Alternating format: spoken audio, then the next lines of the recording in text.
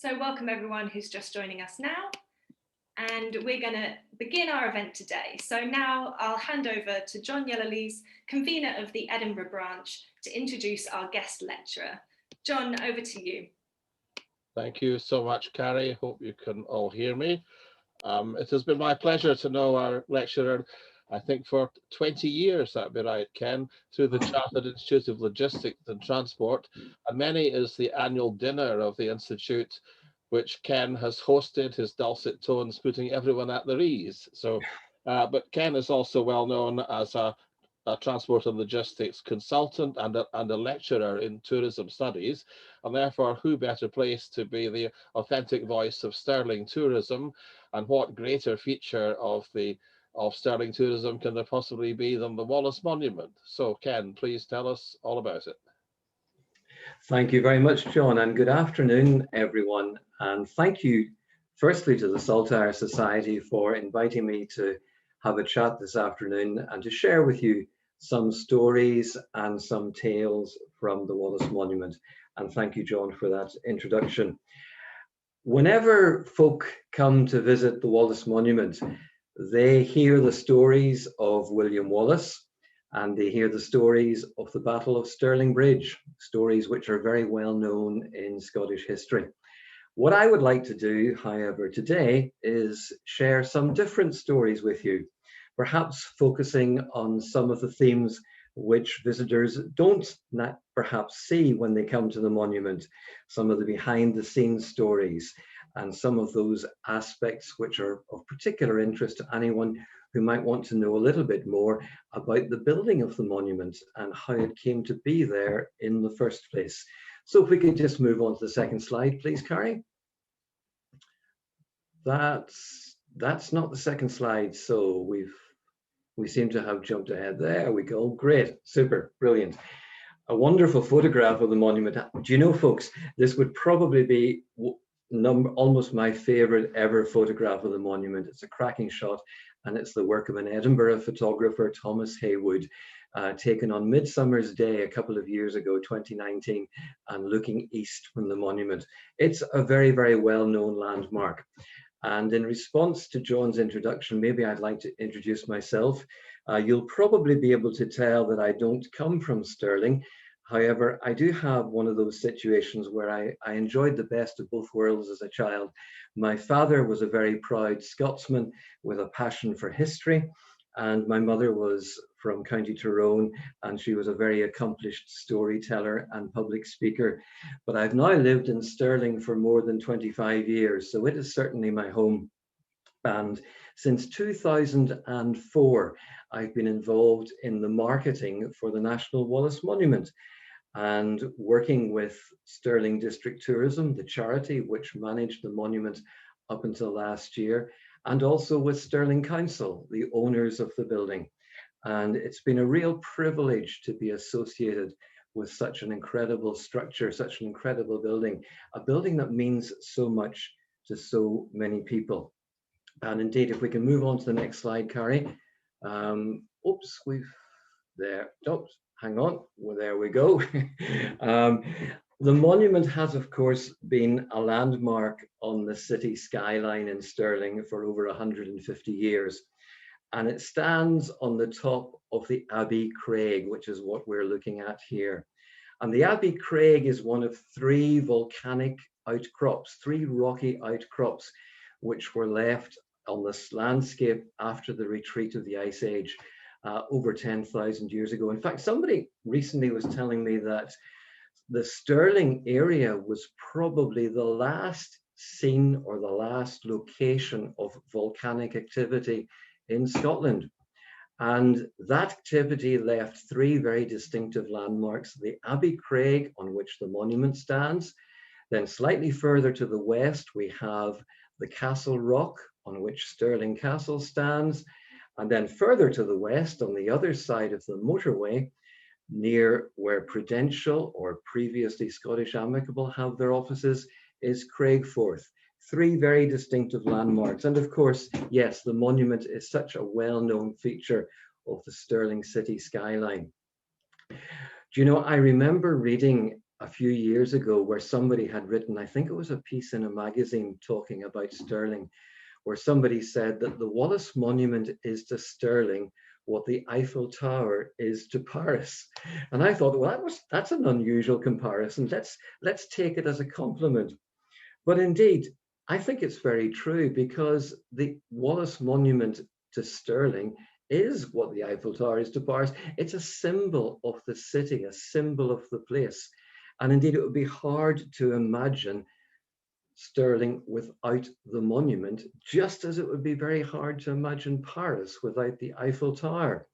If we go to the next slide, please, Carrie, we can see that there was a time, there was a period before the monument. And of course, the building of the monument took place at a time when photography was in its infancy and when it was only really just being developed as a tool. So there aren't many photographs and there aren't many records of what the Abbey Craig looked like before the monument was built. Here is one that I was able to find, and this is actually in the archives in Windsor Castle.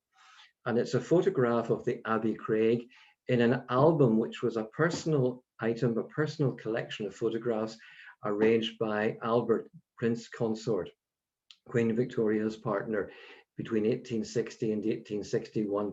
And it's a photograph taken by a photographer, George Washington Wilson, looking out from Stirling Castle towards the Abbey Craig.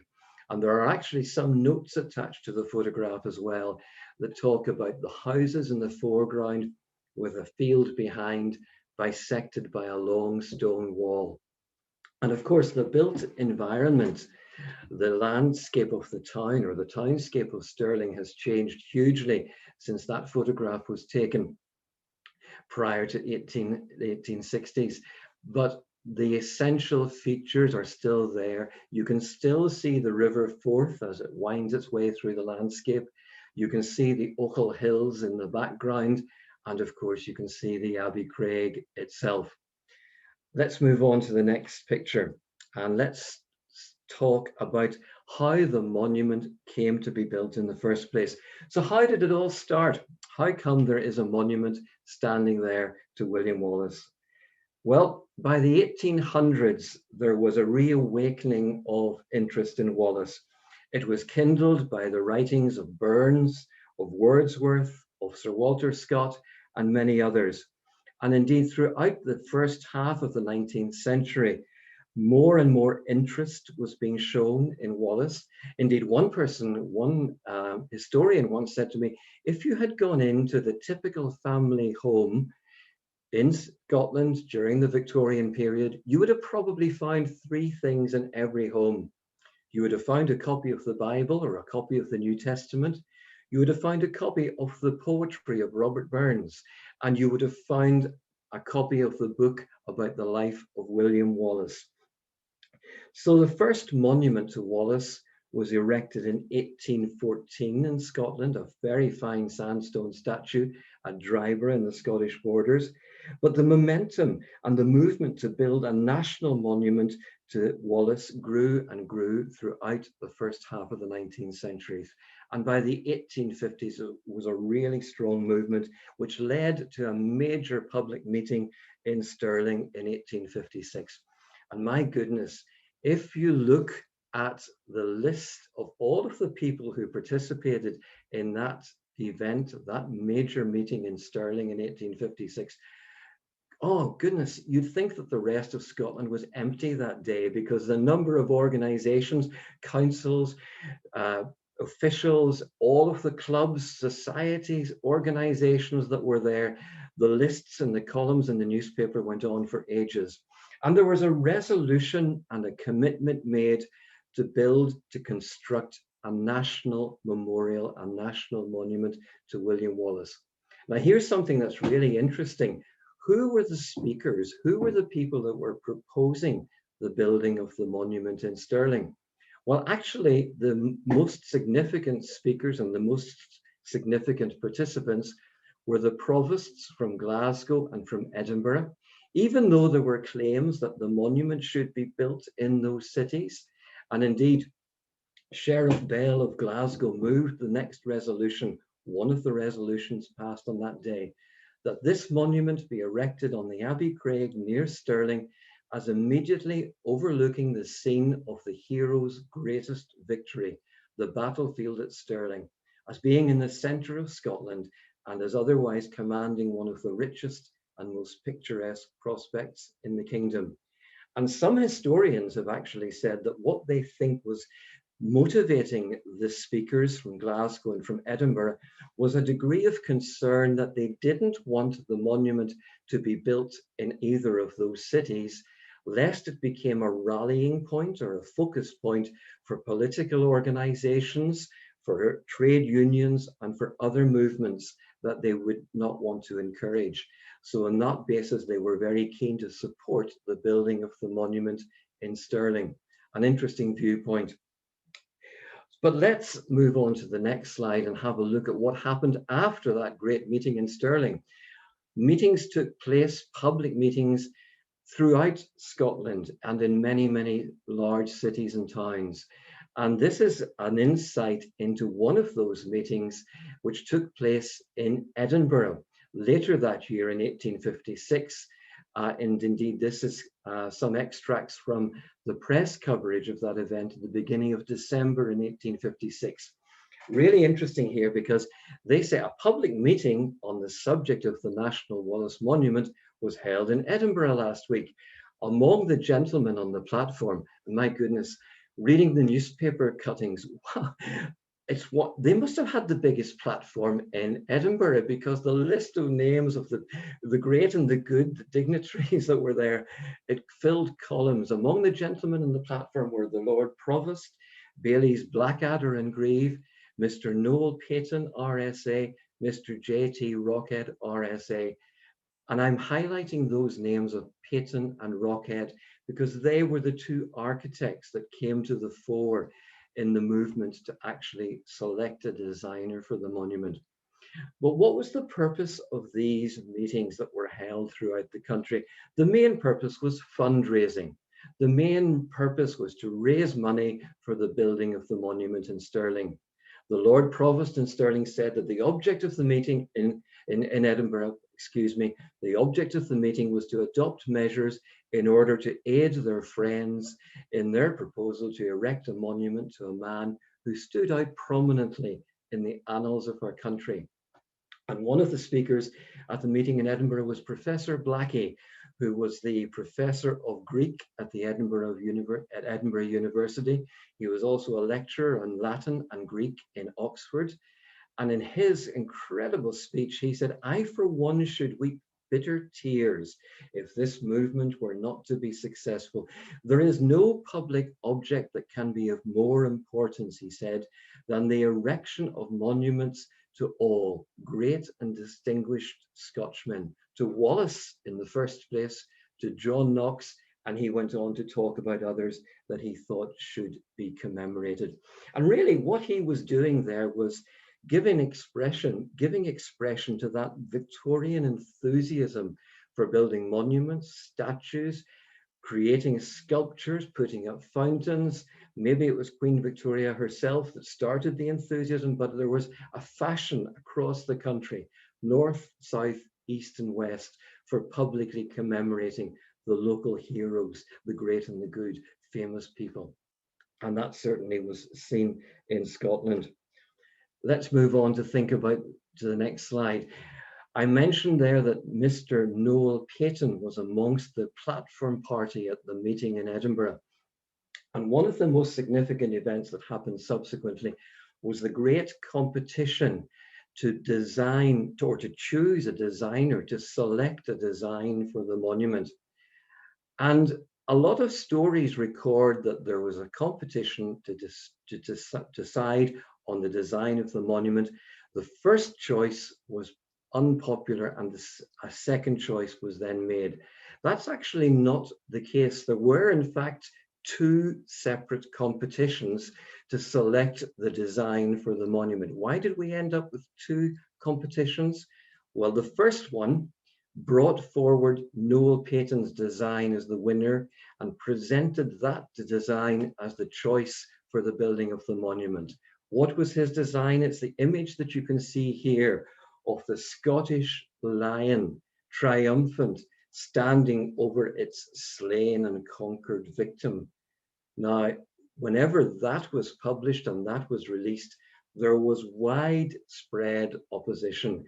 And indeed, the letter to one of the newspapers, local newspapers in Stirling that I've quoted from here, is just one expression of why or how that particular choice, that particular design proved to be so unpopular.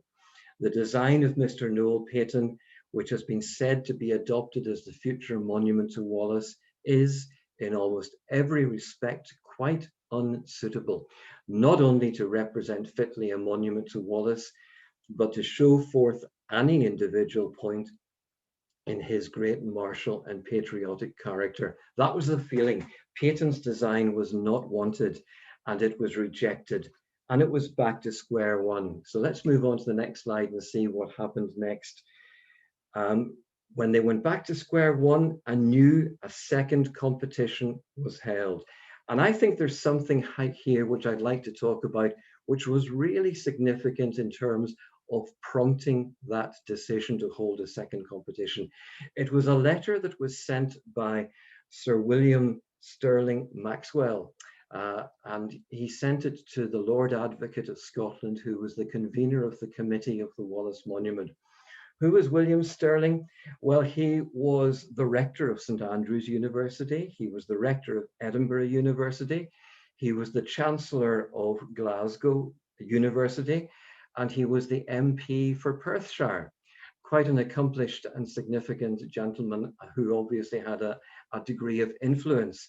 Sadly, he died when he was in his 50s. He didn't live a long life at all.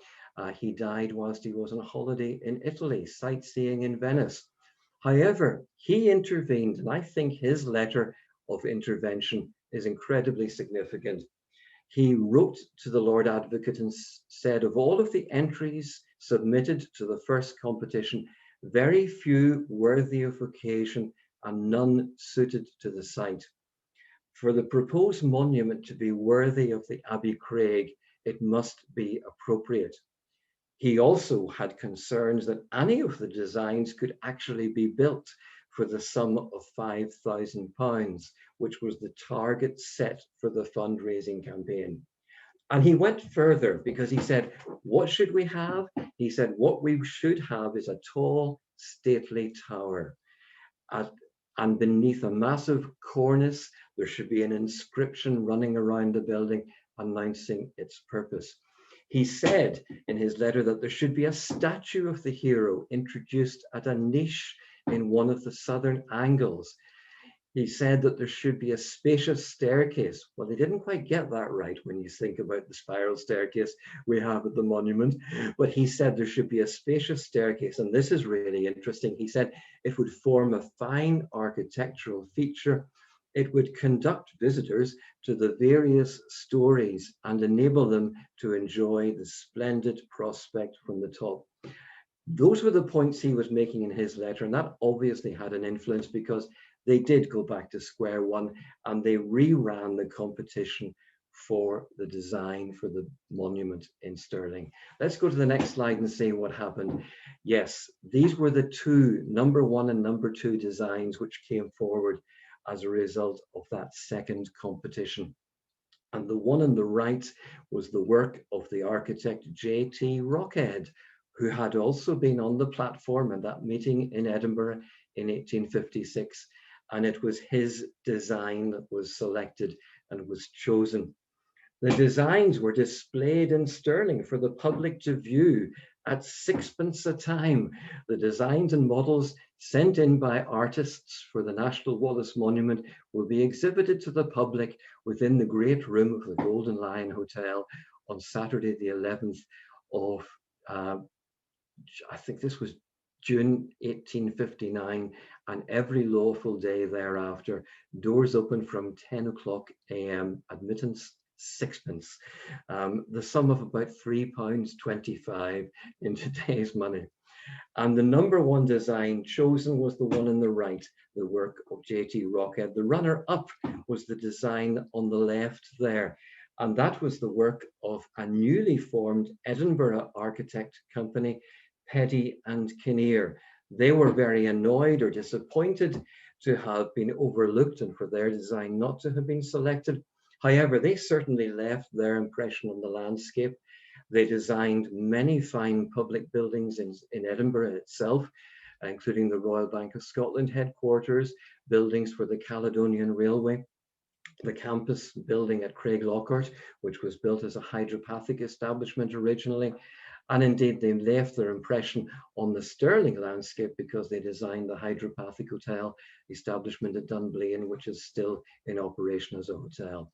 But it was Rockhead's design that was chosen. Let's move on to the next slide, and we can see a little bit more of the man whose work was selected. This is J.T. Rockhead. He was the son of a musical instrument maker in Edinburgh. He studied architecture and went down into England to practice architecture, then came back up to Scotland and established his own practice in Glasgow. And much of his work, particularly in the field of design for churches and other public buildings, can still be seen in Glasgow. And his design for a monument for the National Wallace Monument for Stirling was called Nothing on Earth Remains But Fame. And a few years ago, we did some digging, and in the archives of Stirling Council, we found various documents associated with his submission to that competition, including his sketch for where he thought the monument should be sited on the Abbey Craig, so that the people visiting it would get the best view and so that it would be most prominent and most easily seen from a distance.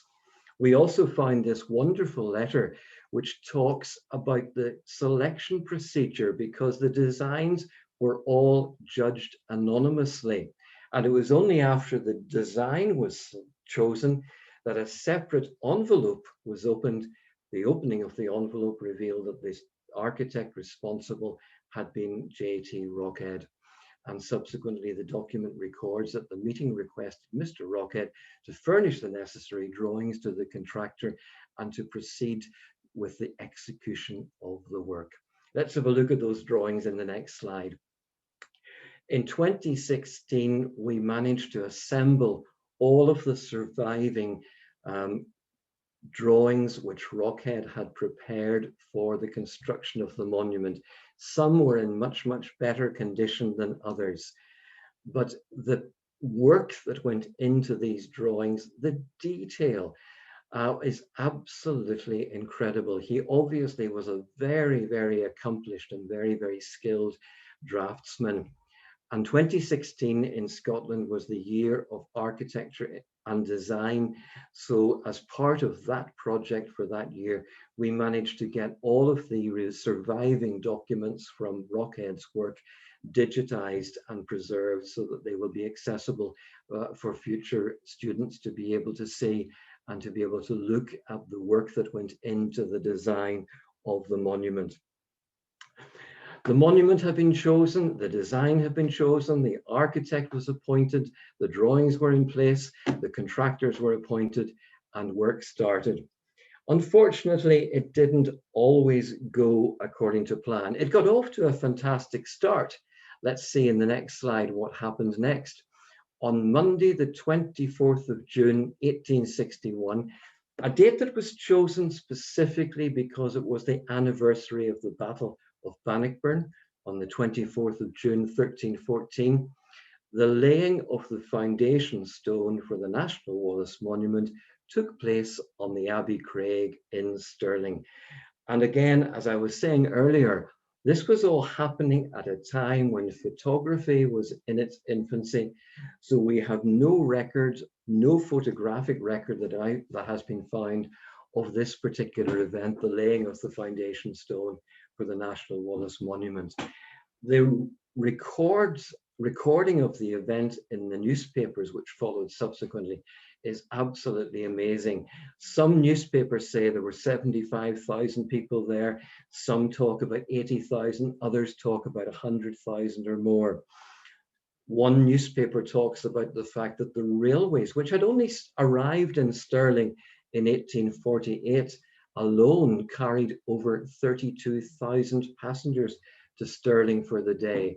No such gathering of Scotsmen, said one newspaper, has ever taken place within the memory of living men, and Stirling presented one of the liveliest and most incongruous of spectacles it has ever been our lot to witness. Progress with the building of the monument was, however, slow, and indeed it reached a crisis point at one stage, as we'll see in the next slide, Carrie. A project in peril, and indeed this appeared in the newspapers in 1869, some 8 years later, that in face of constantly recurring difficulties, they have almost succeeded in bringing the undertaking to a close. The Great Tower is externally complete, the Warder's House is nearly so. However, and the financial pressure that they were under throughout the entire construction phase is emphasized in this item from the press in 1869. It must be evident that the operations could only be conducted at a disadvantage from the want of funds. They simply didn't have enough money to complete the monument. And this is one of the few photographs we have of the monument prior to its completion, with the crown yet to be put in place. And we can see here a hut or something in the foreground, which we believe was a stonemason's hut. And we can also see the track of the railway, which was built to carry the stone up to the building site. Let's move on to the next slide, because although that picture of somewhat uncertain situation appeared in the press at the start of 1869, by the 11th of September 1869, the monument was complete and it was inaugurated and opened to the public for the first time. And that was an occasion which we commemorated with the 150th anniversary of the monument just a couple of years ago. And as was said by Mr. William Burns, a member of the management committee at the start of the event, the monument was inaugurated on the 11th of September, the Battle of Stirling Bridge anniversary. And in his speech that evening, when he toasted the Provost of Stirling at the dinner, he congratulated the custodians and his countrymen at home that on that day, they had done their best to wipe out a stigma that had long attached to the people of Scotland, having left the memory of the greatest hero in their country's history without a commemorative stone to tell the stranger that they appreciated what he had done. And as inevitably was the case in those days, any recording of any speech followed by applause. It was obviously well received. Let's move on to tell you about some of the things that happened subsequently. Do you remember that Sir William Stirling Maxwell proposed the addition of a statue onto the monument? And that appears as a regular discussion point in the 1880s, with all sorts of options being considered, all sorts of designs being considered, the size of the statue being discussed, a subcommittee appointed in order to carry out the execution of this. And the total cost of the statue that was finally installed was some £850. £100 paid when the drawing was approved, £300 when a full-size model was completed, £450 after its completion and installation. That completion and installation took place eventually in 1887, and let's skip forward to the next slide to see a little bit about that. It was the 25th of June 1887, and again, as the press records, for a Saturday was a gala day in Stirling in honour of the unveiling of a statue of the most renowned of Scottish patriots, Sir William Wallace. And that statue is a landmark to this day. And whenever people come and they ask us about the image of Wallace, what sort of a man was he? What sort of a person was he? We like to point towards one of the stained glass windows, and we like to point towards that statue, which was removed and restored completely in 2019 and reinstated back in its original position on the monument. It's such a fascinating story, that statue. Can you believe that in the intervening year between taking the decision to go ahead with the statue in 1885 and in 1886, whenever the first drawings were depicted, there was great debate filling the columns of the newspapers as to whether Wallace should be depicted with his left foot forward or his right foot forward. What should be the stance he should be presented in? And such details were obviously preoccupying people at that time.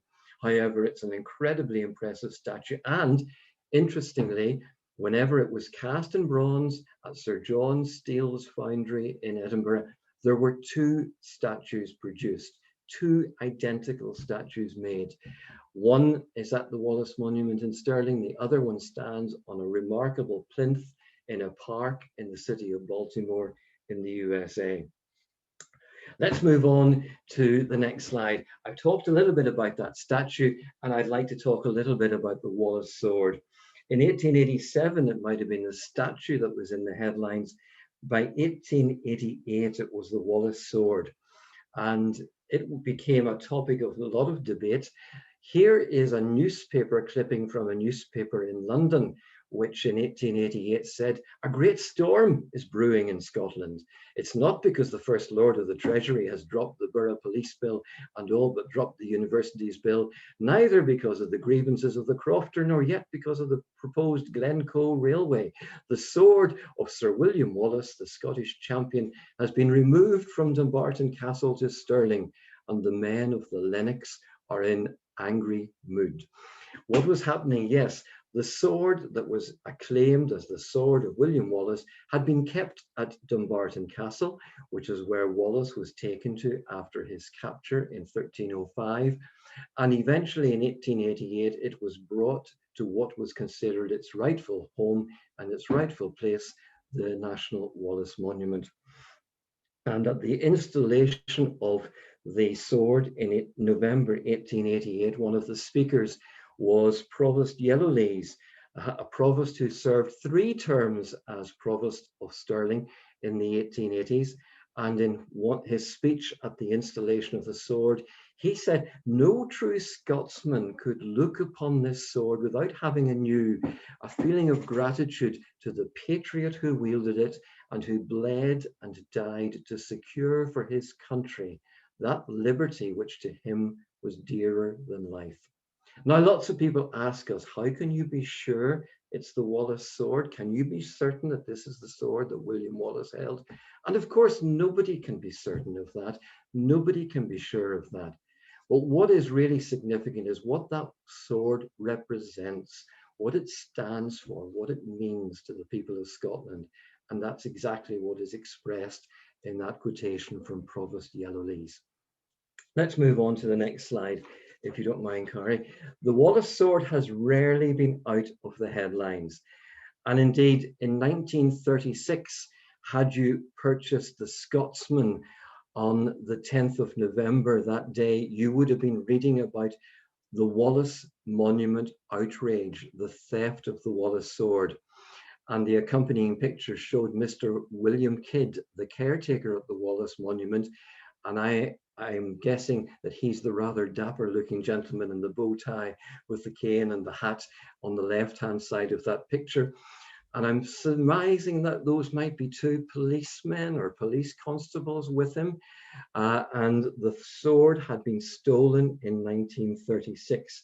And this was how it was recorded in the press, that Mr. William Kidd, the caretaker of the monument, who was locked up by masked raiders while they stole the historic Wallace sword from the Hall of Heroes. And that certainly hit the headlines in the 1930s. Let's skip on to the next slide, Carrie. In a good way and in a bad way, I got to share this with you. It's funny, it's crazy, it's wacky.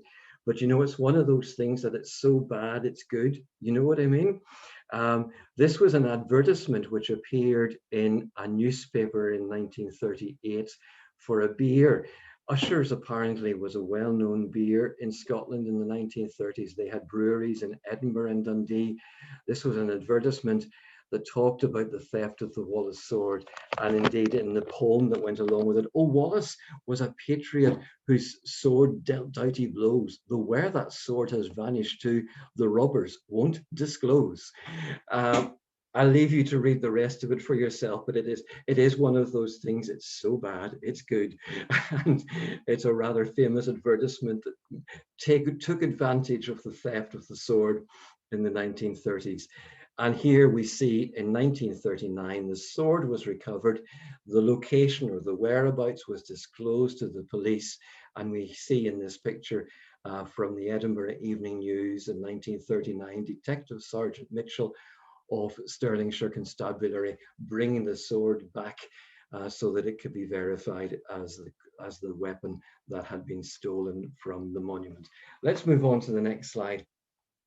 I would love to share with you some of the ways in which people have talked and described the monument over the years, but I'm conscious of the time, and I'm conscious of the time we have left. I'm just going to share this one with you.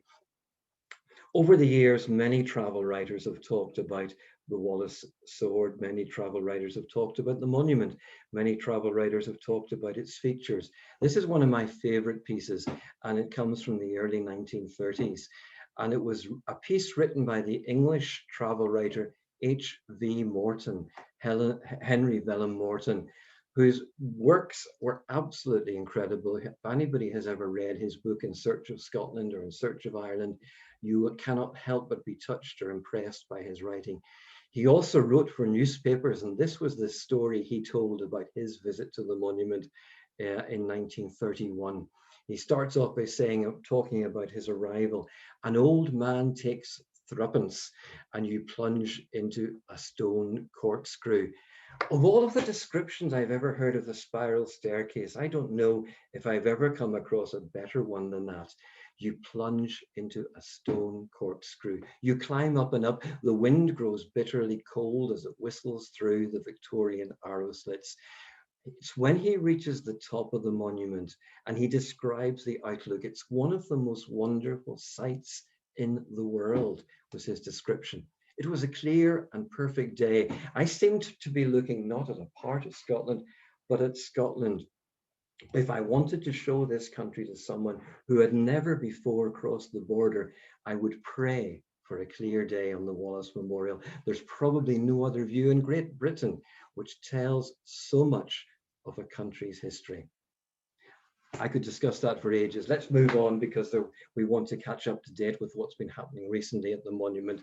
And there's a story in particular that I would like to finish with and talk about the gallery on the second floor of the monument, which was called the Hall of Heroes. If you've ever been in the monument, and if you have visited the Hall of Heroes on the second floor, you will remember, no doubt, the busts that you see in there. The very first bust that was installed in there was the bust of Robert Burns. And the second one that was installed there was the bust of King Robert the Bruce, both of which you can see in this picture. And in 2017, we took the decision that women should be better represented within the gallery. Let me explain a little bit about the background to that.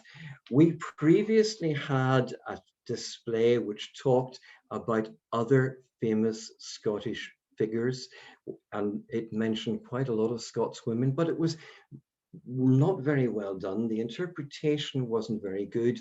We felt that it looked like an add-on or an afterthought, so we removed that in 2014 from the monument. And we gave some consideration to what we wanted to do to recognize women and their role in Scottish history better within this gallery, within this room in the monument. We asked people, if you were coming into the monument and if you went into the Hall of Heroes, who is the woman that you would most want to see depicted in the Hall of Heroes? We ended up with over 400 names. And we decided that what we would like to do is take that through the process of finding the woman that we would most want to see recognised as a Scottish heroine. We decided to invite a number of people to join a selection panel. One of the members of that panel was Delina McLennan, representing the Saltire Society. And we gave that panel the enormous task of reducing that list of 400 plus names down to a short list of 40 or so names. We then went through another phase of reducing that down from 40 names to just 14 names. And we then took those 14 names to the public, and we asked people coming into the monument to vote for the person that they would most like to see from that list of 14. We also put that out through our website so that people worldwide could vote for the person that they wanted to see recognized. And as those votes came in, there were 2 women who were ahead of all of the others and who eventually came to be chosen as our 2 Scottish heroines. Let's go to the next slide, because I'll be able to tell you then what happened exactly 4 years ago, last night, yesterday evening, the 19th of April, back in 2017, when we announced the results of the poll. When we closed the voting after 3 months at the end of March 2017, there were 5 votes separating these 2 women, the 2 front runners. Whenever we went through the process of checking for double votes and all of the scrutiny processes, there were then only 4 votes separating these 2 women. And the selection panel said, we've got to commemorate both of these women in the Hall of Heroes. Those 2 women were Maggie Keswick-Jenks, the founder of the Maggie Centres, and Mary Slessor, the Scottish missionary, the girl who was born into poverty in Dundee, in Aberdeen, who by the age of 12 was working in a mill in Dundee, but who was inspired by the story of David Livingstone to give her life devoted to service in Africa as a missionary. And what was amazing about this project for us was that not only did people vote for these 2 women from all over the world, but as they voted, they also started to contact us, to send us emails, to write to us, to send us letters to say, this is why I want to vote for Maggie Keswick-Jenks. Maggie had contracted breast cancer. She recovered from that, but sadly the cancer returned. Whenever she was told of the second diagnosis, she was left on her own without any support in a cold corridor of a hospital. And she felt nobody should be treated like this at a moment of crisis in their lives. And she famously said, no one should ever lose the joy of living in the fear of dying. And she went on to found and establish with her husband, who was with us on that evening, the first Maggie Centre. And as people wrote to us, they shared with us just exactly what the Maggie's Centres meant to them or to their families at a moment of particular difficulty in their lives. And similarly, people wrote to us about Mary Slessor. And Mary was renowned for many wonderful achievements. Perhaps the most significant one was whenever she reached the Calabar region in Nigeria, she was horrified by the process of infanticide. If you were a mother, if you gave birth to twins, that was seen as a sign that you were possessed by an evil spirit. And one of your babies would also be possessed by an evil spirit. But the problem was that they couldn't tell which one had the evil spirit. So both of your children, both of your newborn infants, your babies, would be taken from you and they would both be ritually slaughtered. That appalled her, and she made that her life's work to rescue as many of those children as she could. And people wrote to us to tell us, I only voted for Mary because my grandfather was saved by her. My grandparents were twins, were one of twins, and if it hadn't been for her, I wouldn't be here today. So we wanted to recognize both of those women. And in the next slide, we show the work that went on subsequently when we appointed in 2018 2 Edinburgh-based female sculptors to work on the busts of Maggie Keswick-Jenks and Mary Slessor. And we see in the top two pictures here, those two artists, Sheila Carsey and Graciela Ainsworth, at work in their studios in Edinburgh in 2018. And they literally became so absorbed with this project of creating these two busts. It became a mission for them, and they devoted hours and hours, countless weeks and weeks, to working on those two busts, which they finally produced for us at the end of 2018. The busts were unveiled in Edinburgh at an event in the Scottish National Portrait Gallery in October 2018, and then they were installed in the National Wallace Monument in the Hall of Heroes in March 2019, prior to the reopening of the monument in April that year. Let's just move on to the next slide, Carrie.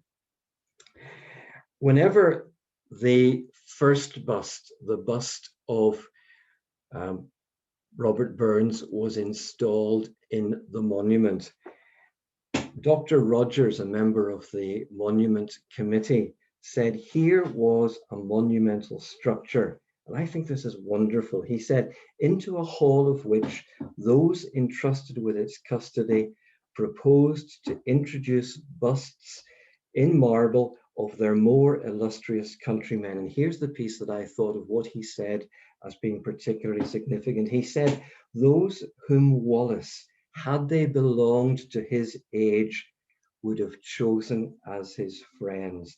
Those whom Wallace, had they belonged to his age, would have chosen as his friends.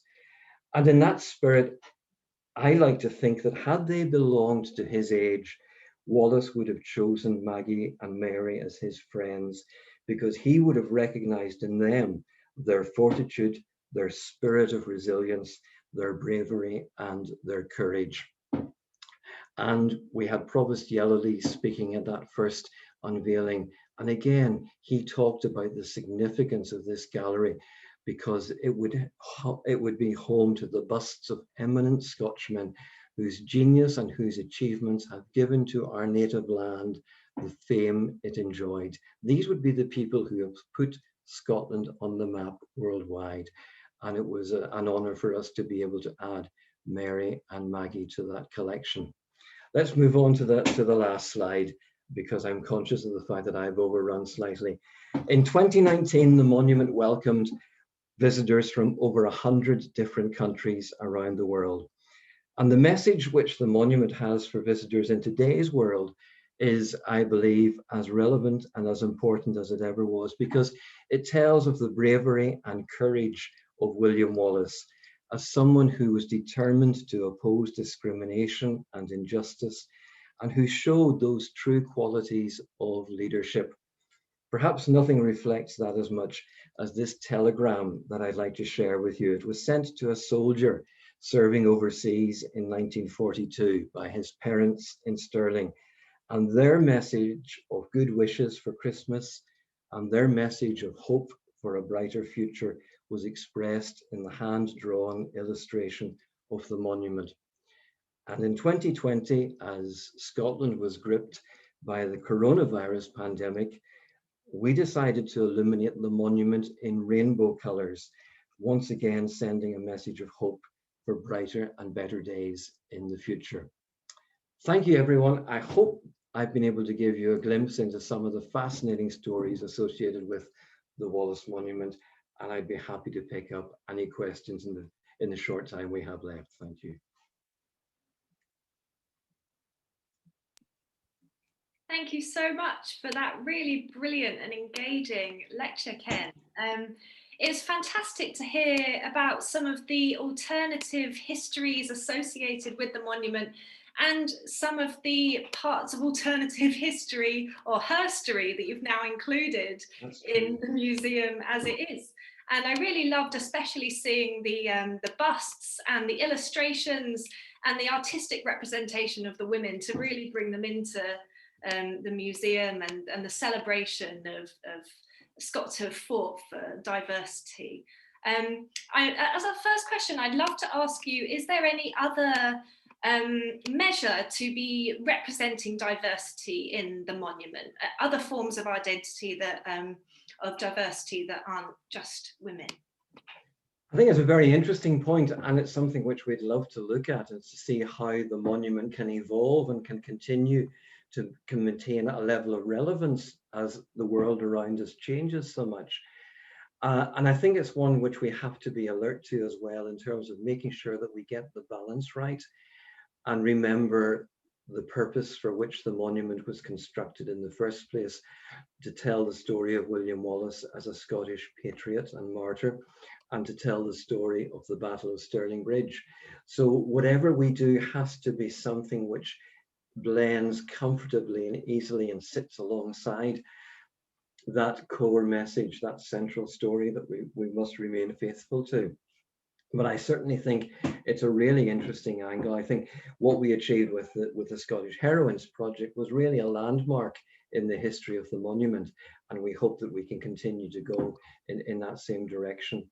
And above all, make sure that it remains relevant and interesting to the thousands of visitors who have been coming, and we hope will return in the future after the pandemic settles down. Absolutely, I think it's wonderful, and we've certainly got a lot of positive comments on it in our Q&A and in our comments box as well. So that's fantastic. A question from Joe here. He says, thanks, that was so informative and inspiring. Can you describe the nomination and voting process for the female heroes? Will this be continued? And are Scots women who do not reside in Scotland eligible to be nominated?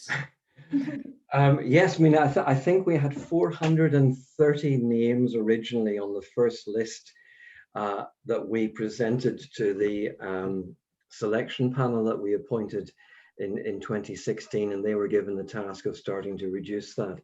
The first process that they went through was they decided to remove from the list anyone who was still alive, and they decided that it should be a historical perspective on people who are no longer with us. The second one they wanted to do was the second decision they took was to eliminate the women who were on the list or who had been suggested purely because of a relationship they had with a male partner. They felt that the people who were on the list had to be there based on their own merit and in their own right.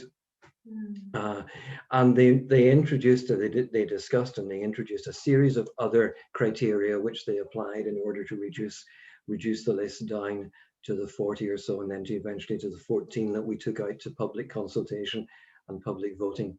And those names that were on the 14 names that were on that final list were absolutely, every single one of them deserves recognition. It included people like Jane Haining, who was the Scottish woman who lost her life in Auschwitz in the Second World War, after she had come home to Scotland and been told, do not go back to the children's home that you're serving in because it's too dangerous for you. And she said, if those children needed me in times of happiness, how much more do they need me in moments of darkness? And I must go there. And she returned back to that children's home, only to end up losing her life in Auschwitz. And the stories of people like that are absolutely incredible. And again, so many people associate Wallace with various accomplishments and achievements, but at the end of the day, it was bravery and courage and resilience and those qualities of leadership that really made him stand out. And we see those qualities reflected in the women who were on that shortlist. And how fantastic that you're still in the work of celebrating that. I think that's really wonderful. Yeah. And we've seen that it's a big tourist draw, which is wonderful. And I can't wait myself when restrictions allow to come and have a visit. We've also got a question asking here, how does the monument engage with the global Scottish diaspora community? And we've got a couple of people viewing today from the USA, so already we're reaching some. Yeah, I mean, literally, we have an incredible level of engagement with people right across the world. In 2019, which was our last normal year, we had visitors, I think, from 113 different countries coming into the monument. And it's always amazing whenever you meet people, not just members of the diaspora. Whenever we reopened the monument after refurbishing it in 2019, I was there on that Friday, and one of the first people I spoke to was this lady who came into the monument with a bunch of young gentlemen, and I asked her about her visit, and she said, "Oh, I'm with a rugby team from Pennsylvania, and we're on our way to play a match in Manchester." And I decided that we would fly into Edinburgh rather than flying into Manchester. We would bring the team here to the monument. We would then show the film Braveheart on the coach as we traveled down from Stirling to Manchester. And by the time we get to Manchester, those guys are going to be pumped up for their first match on English soil. And I thought, wow, what a wonderful illustration of what the message of William Wallace means to people all around the world. The next person I spoke to that day was a couple who had brought their son from Dortmund in Germany on a weekend break for Easter to Scotland, specifically to come to Stirling because he was doing a homework for a history project at school in Germany about William Wallace and the Wars of Independence. And every time we see those sorts of stories, whether it's somebody from France or somebody from the USA or somebody from anywhere, any country around the world, it always strikes us again how universal the story of Wallace is and how much that's valued by people everywhere we go. Fantastic. And your wonderful story about the rugby team reminds me, has Mel Gibson visited? He came very close whenever he was in Stirling for the premiere of Braveheart. But no, I don't think he actually made it into the monument on that occasion. He was at the premiere and then of the showing of the film, and then he was at the party in Stirling Castle. Well, you heard it here first. There's an open invitation. Absolutely, yes. Indeed. Well, fantastic. Thank you so much for that. I really enjoyed your presentation and hearing those answers. So huge thanks. And now over to our very own Provost Yellowlees, John.